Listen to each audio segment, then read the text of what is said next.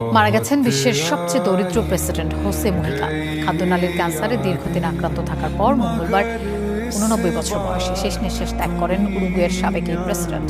সাদামাটা জীবনযাপনের কারণে বিশ্বজুড়েই তিনি ছিলেন আলোচিত, প্রশংসিত। তার মৃত্যুকে শোক জানিয়েছেন বিভিন্ন দেশের নেতারা।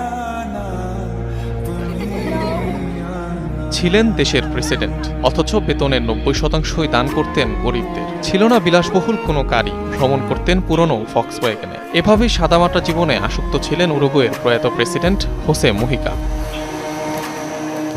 একজন গেরিলা যোদ্ধা হিসেবে বেড়ে ওঠা হোসে মুহিকার সংগ্রামী জীবনে আন্দোলনে গুলিবিদ্ধ হয়েছেন 6 বার, তবে বারবার মৃত্যুর মুখ থেকে এসেছেন ফিরে।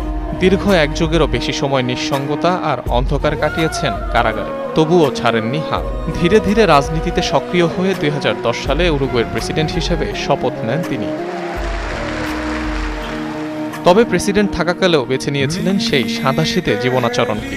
বিলাসবহুল প্রেসিডেন্সিয়াল বাসভবন ত্যাগ করে বাস করতে থাকেন ছোট্ট ফার্মে।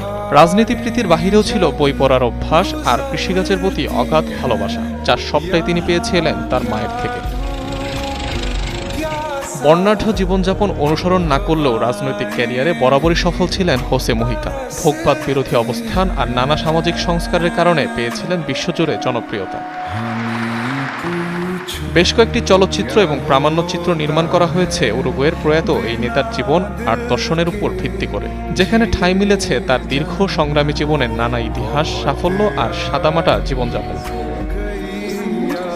খাদ্যনালীর ক্যান্সারে দীর্ঘদিন ভোগার পর মঙ্গলবার পৃথিবীর বুক থেকে চিরবিদায় নেন পেপে নামে পরিচিত বিশ্বের সবচেয়ে দরিদ্র প্রেসিডেন্ট হোসে মুহিকা।